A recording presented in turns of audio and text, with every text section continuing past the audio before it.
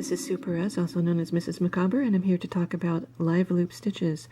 The theory behind live loop crochet stitches is that this loop that is sitting on your hook is going to form the top strands of the next stitch that you make.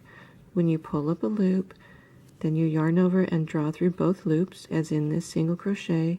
You can see that that loop that was on the hook is now the top of the single crochet stitch.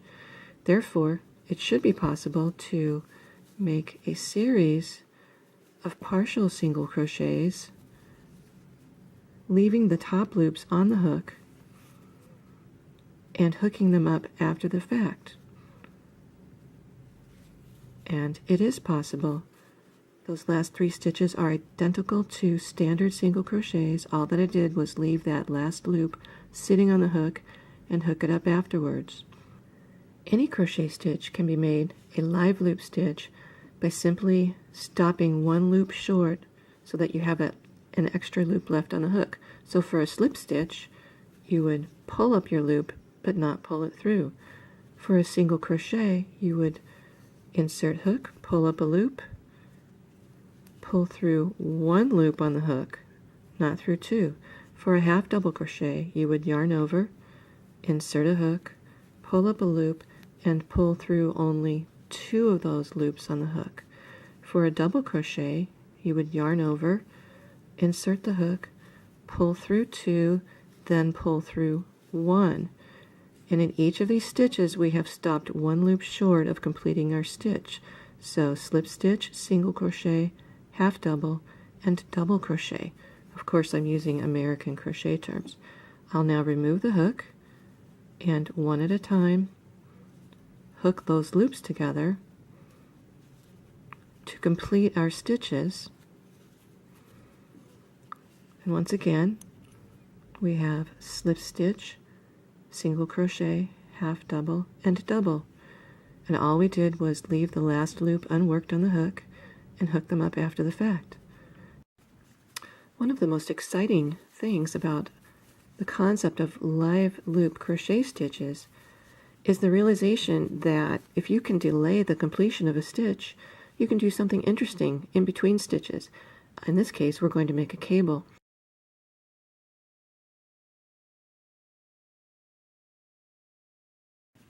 There are multiple ways to start a live loop cable, and today I'm going to show you just 2 of them. One of the simplest ways is to insert your hook, pull up a loop, chain 1. Let's make a 3-loop cable. I'm going to insert my hook in the same stitch, pull up a loop, chain 1 again, and one more time. Now I have 3 loops on my hook for the cable, the original working loop. I'm going to make a live loop crochet stitch in the next stitch, a half double crochet, so I'm only yarning over and pulling through 2. Now we see 5 loops on the hook. I'm going to take that hook out, hook together the previous crochet stitch with the last crochet stitch, leaving me 3 free loops that I can work into on the next row and carry my cable up like an I-cord flowing on the surface of the fabric. That's one way to start a live loop cable. Another of the easiest ways to start a live loop cable is with simple pulled up loops and yarn overs. So to start a 3-loop cable, I'm inserting the hook, pulling up a loop, yarning over, inserting the hook, and pulling up one more loop. That gives me the 3. Now I'll make my live loop half double crochet in the next stitch, yarn over, insert hook, pull up a loop, yarn over and draw through 2 loops only. And again, here we are with the previous stitch, our 3 cable loops, and the partially completed live loop half double crochet.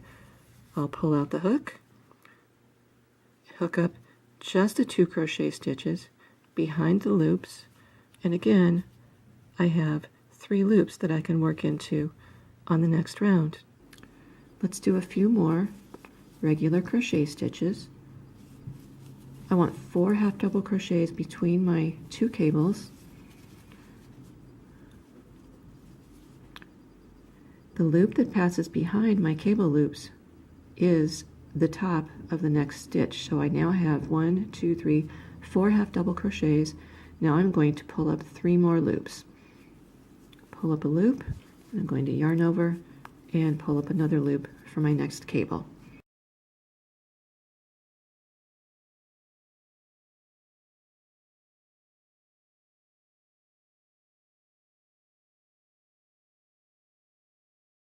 Here I am on round 2. I've worked my first 3 half double crochets and I'm ready to pick up my cable loops. When you're pulling up a new cable loop from the loop below, it's very important to insert your hook in the proper orientation to prevent twisting of the stitches. You want the left leg of the cable loop to be towards the front of your hook so that when you pull up a loop, it looks like this. If you insert your hook the wrong way, the loop below gets twisted and it looks like that, which is not correct. So again, make sure to insert your hook so that the left leg of the loop is towards the front of the hook.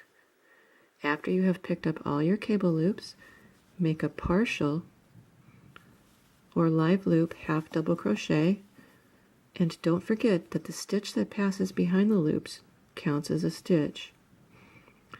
Tug sharply upwards on all the loops before removing your hook. This will set the stitches and keep your cable nice and even. Hook together the stitch before the cable and the stitch after the cable, and there is my crochet stitch passing behind the cable loops. Now I'll continue with the rest of the round. Be back in a moment. Here I am ready to pick up my second set of loops for round 2, and now I'm going to show you something that I like to do to save myself time when working live loop crochet.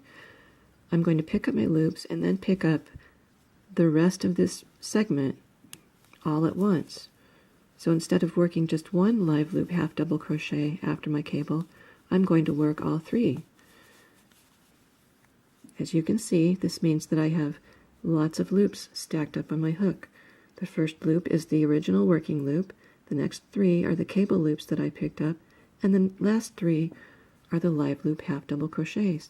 So when I pull out the hook, I need to insert it into the original working loop, skip the 3 cable loops, pushing them to the front, and hook up the last 3 stitches all at once.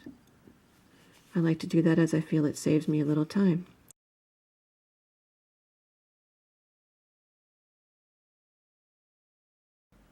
Here we are on round 3. Because we're working in a plain half double crochet background and because crochet stitches like to drift to the right, I have started this round 1 stitch to the left to help counteract that drift. I've worked 4 half double crochets. Now we're going to start pushing our cables closer together, and I'm ready to pick up my cable loops. Now I have been working without a stitch holder because I'm comfortable with that, but on the next round our cables are going to be getting closer together still, and you might feel more comfortable using a stitch holder at this point. I've just got a simple bobby pin here that I've bent with my fingers into a loop type shape, and that will be my stitch holder. We'll be back to do the next round.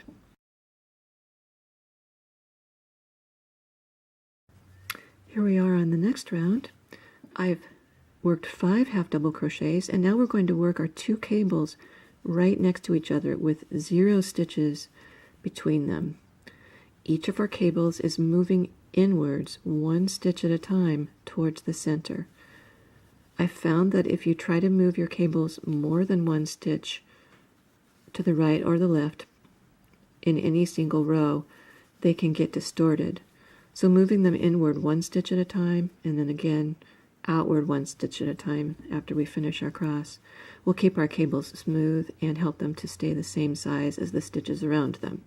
Because we worked both of our cables right next to each other, we're going to have to reach behind our stitches when we make our next live loop half double crochet. If you're not sure which stitch to work into, you can always count back from the other end.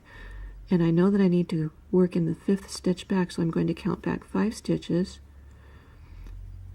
and that's the one that I need to insert my hook into.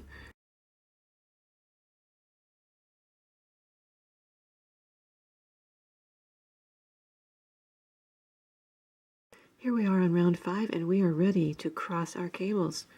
Crossing a cable is a very simple matter of working the farther cable first and the nearer cable last. By doing so, you cause them to switch places. I'm showing you a left cross cable. To work a left cross cable, work the farther cable first while holding the nearer cable in the front. Then work the nearer cable.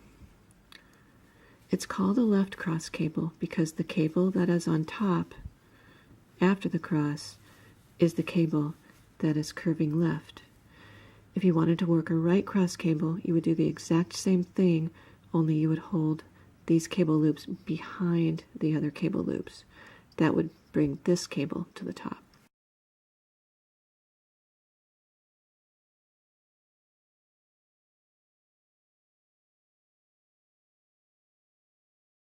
Now that we've crossed our cable, we're going to work one more round with the cables right next to each other, 0 stitches between them, and then on following rounds we can start pushing those cables away from each other again.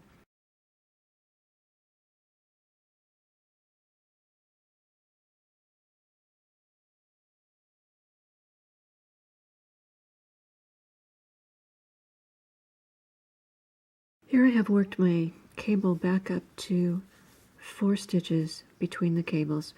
What do you do if you find a mistake several rows back? The great thing about live loop cables is that you don't need to frog your entire project to fix a mistake in the cable. You can frog just the cable as far back as you need to fix the mistake. I meant to put in an intentional mistake. I forgot, so we're going to pretend that one of these stitches was twisted or something. I frogged it back. Each frogged row turns out to be just a big loop attached to the stitches on either side. We'll pretend that I've just fixed my mistake, and now I'm going to pull the cable back up. One loop at a time, one row at a time. Now when doing this, you want to be careful that you don't pull loose any of the stitches from the row below. Each row that you pull up, give it a good tug, and then you're ready to pull up the next row.